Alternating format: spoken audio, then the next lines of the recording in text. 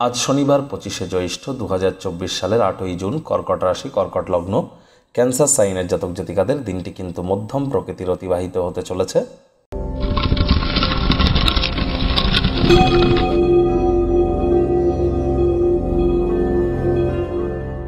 ভিডিওটির শুরুতেই স্ক্রিনে আপনারা দেখতে পাচ্ছেন শনিদেবের গায়ত্রী মন্ত্র, ওম সূর্যপুত্রায় বিদ্মহে মৃত্যুরূপায় ধীমহি তন্ন সৌরী প্রচোদয়াৎ।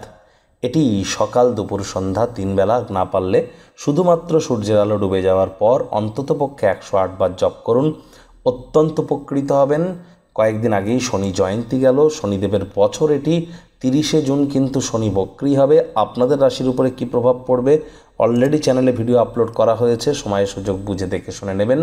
আজ শনিবার, ভুলেও যেন সরিষার তেল এবং বেগুন খাবেন না, এবং পারলে সরিষার তেল, বেগুন, লবণ, লোহা এই 4টি জিনিস ক্রয় করবেন না। ভাগ্যমিটার আজ আপনাদের বলছে 5 আউট অফ 10 ভাগ্য আপনাদের অনুকূলেই থাকবে। সুতরাং দিনটি চড়াই উতরাইয়ের মধ্য দিয়েই অতিবাহিত হতে চলেছে।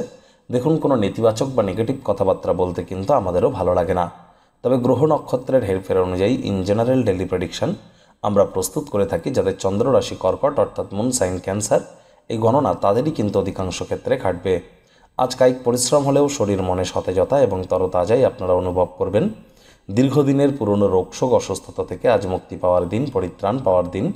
দুর্দশায় থাকা কোনো ব্যক্তিকে সাহায্য করার জন্য শক্তির প্রয়োগ করুন।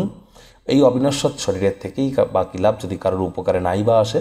যদি কিছু বাড়তি টাকা পয়সা, অর্থ উপার্জন করার যদি পরিকল্পনা করেন, তাহলে নিরাপদ আর্থিক পরিকল্পনাগুলিতে অর্থ বিনিয়োগ করুন। সেখানে ইনকাম ভালো না হলেও টাইম ওয়াইজ যে টাকাটা ফেরত পাবেন, এই গ্যারেন্টিটুকু যেন থাকে। চাকরিজীবী যারা আছেন, অফিসে কম কথা বলে কাজ বেশি করুন, মনের থেকে মস্তিষ্ককে বেশি দাম দিন। কোনো প্রকার অফিস পলিটিক্স বা গসিপিংয়ের অংশ যেন হবেন না, বসের কিন্তু কুনজরে পড়ে যেতে পারেন। রাজনীতিবিদ যারা আছেন, জনসংযোগ বৃদ্ধি করুন, কঠোর কায়িক পরিশ্রমের কোনো বিকল্পই কিন্তু নেই। শিক্ষার্থী বিদ্যার্থীদের পড়াশোনায় মনোযোগ আরও বৃদ্ধি করতে হবে। উচ্চশিক্ষার জন্য যারা বিদেশ যাত্রার কথা ভাবছিলেন, ভাগ্যদেবী আজ আপনাদের পক্ষে নেই। আজ আপনাদের সন্তান সন্ততি থেকে থাকলে তাদের দিকে কঠোর সজাগ দৃষ্টি বজায় রাখুন। অসৎ সঙ্গে কিন্তু চলেই যেতে পারে। চোখে চোখ রেখে খুব ইজিলি মিথ্যে কথাও বলে দিতে পারে। প্রেমিক প্রেমিকা, স্বামী স্ত্রী রূঢ় বাক্যের প্রয়োগ, অশ্লীল ব্যবহার যেন করবেন না। তৃতীয় কোনো ব্যক্তিকে সম্পর্কের মধ্যে প্রবেশ করতে দেবেন না। পরিবার পরিজন, নিকটে স্থানীয় ব্যক্তিবর্গ, বন্ধু স্বজন কারোর উপরেই জোর করে নিজের মতামতকে জাহির করলেই ক্ষতি। ছোটোখাটো ব্যাপারে অন্যের বিষয়ে ভুল ত্রুটি ধরা স্বভাব থাকলে ত্যাগ করুন। প্রত্যেক দিন প্রেমে পড়ার প্রবণতাকে পাল্টান। আজ আপনার ভালোবাসার কোনো মানুষের সাথে যোগাযোগের অভাবের কারণে মানসিক হতাশা আপনারা অনুভব করতেই পারেন। অবসরকালীন সময়ে ভবিষ্যৎ পরিকল্পনা করে কাটান।